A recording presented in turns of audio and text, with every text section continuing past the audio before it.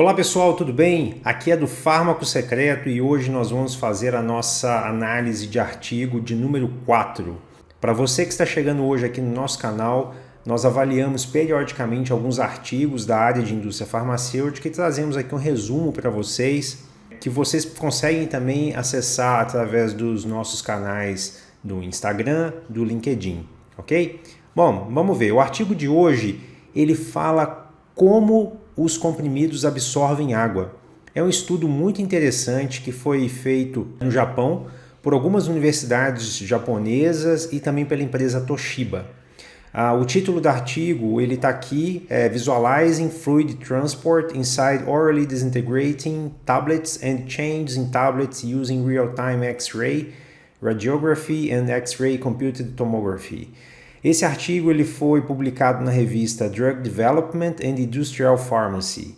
É um artigo bem interessante, pessoal. Ele fala, então, como que foi feito um processo para conseguir observar a interação entre a água e comprimidos que foram fabricados ali para o teste. Para fazer esse estudo, utilizou-se ali a fonte de raio-x como sendo o síncrotron. Aqui a gente consegue ver o síncrotron que foi utilizado, tá? É o Instituto de Pesquisa em Radiação Síncrotron do Japão, que vocês estão vendo aqui. Aqui onde os testes foram realizados com os comprimidos. Eles utilizaram basicamente duas técnicas. A primeira delas, a radiografia em tempo real, e a segunda técnica, a tomografia computadorizada dos comprimidos. E foram utilizadas duas amostras de comprimido, comprimidos de desintegração oral, tá? Um é fabricado via granulação seca e outro fabricado via granulação úmida. Bom, vamos ver os resultados aí desses estudos. Aqui na figura A, a gente está vendo comprimido, né? Todas essas quatro imagens aqui são os comprimidos fabricados por via seca. Aqui embaixo nós temos os comprimidos fabricados por via úmida. Na figura A, é a imagem de raio-x do comprimido antes dele entrar em contato com a água. Aqui na figura B, a gente consegue ver a gota de água em 0,05 segundos após a gota ser colocada na superfície do comprimido. Após 3,8 segundos, já é possível observar aqui um entumecimento na parte superior do comprimido. E 25 segundos após o contato com a água, a gente observa um entumecimento tanto vertical quanto horizontal desse comprimido. A mesma coisa aconteceu aqui no comprimido de via úmida. É interessante observar aqui que visualmente o entumecimento dele foi menor em relação ao comprimido de via seca e o mesmo ocorreu com relação ao entumecimento vertical e horizontal após 25 segundos. Ele é mais proeminente no comprimido fabricado pela via seca. Nesse slide, é possível observar algumas imagens que foram obtidas ao longo do tempo, ao longo de 25 segundos, dessa posição central aqui, Essa linha pontilhada, ela representa o local aonde foram feitas várias imagens dessa região central que foram colocadas em sequência nessa primeira figura. Então você consegue ver aqui, com o passar do tempo, as várias imagens sendo colocadas uma ao lado da outra dessa região central. A gente consegue observar que houve aqui, no início, você tem um entumecimento maior e esse entumecimento ele vai diminuindo, tá? E à medida que esse entumecimento vai diminuindo ao longo do tempo, ocorre uma penetração de água para o interior do comprimido. E foi possível, inclusive, calcular a velocidade de deslocamento da água. Então, esse VE, ele significa a velocidade de expansão do comprimido. Foi calculado como sendo 0,12 milímetros por segundo. O VD, que é a velocidade de deslocamento de água no interior do comprimido, foi de 0,052 milímetros por segundo.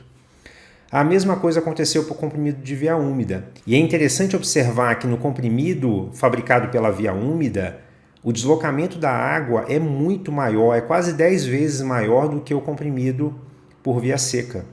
E você quase não percebe aqui uma expansão da superfície do comprimido. Da mesma forma que as imagens foram obtidas no comprimido, tomando como base a posição vertical, aqui a gente tem a mesma abordagem para a posição horizontal, tomando como base essa linha da superfície do comprimido.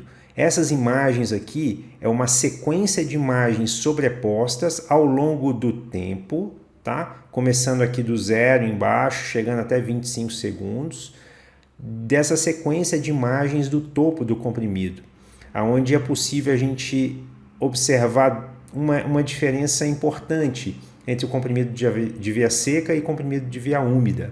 O comprimido de via seca, claramente a gente consegue ver que ele expande nos tempos iniciais, e é justamente essa expansão que a gente viu na imagem anterior, no slide anterior. No comprimido de via úmida, não é perceptível uma expansão. A largura do comprimido permanece inalterada ao longo do tempo, ok? Então a gente tem uma evidência aqui que realmente o comprimido fabricado por via seca ele se expandiu muito mais rapidamente, principalmente nos tempos iniciais. Dando sequência ao estudo, os cientistas também fizeram uma análise de tomografia computadorizada dos comprimidos. Esse corte aqui é um corte feito no meio do comprimido, é um corte vertical, onde a gente consegue ver a parte interna do comprimido. E aqui nós temos cortes horizontais feitos na posição B, que seria essa linha, e um corte mais na superfície, que seria na posição C. Mesma coisa aqui para o comprimido de via úmida. Eles são comprimidos relativamente semelhantes do ponto de vista visual. A gente consegue ver aqui uns grânulos um pouquinho maiores, mais perceptíveis no comprimido por via úmida quando comparado por via seca, mas são bem semelhantes. A partir do momento em que houve absorção de água por esses comprimidos, aqui a gente consegue ver uma expansão horizontal do comprimido por via seca.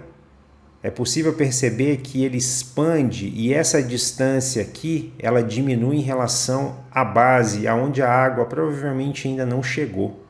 Essa imagem mostra o corte B nessa linha, aonde provavelmente pouca água chegou, a água ficou mais retida nessa região superficial, que é o que a gente vê aqui na imagem C. Com uma ampliação dessa imagem C, é possível observar alguns pontos pretos.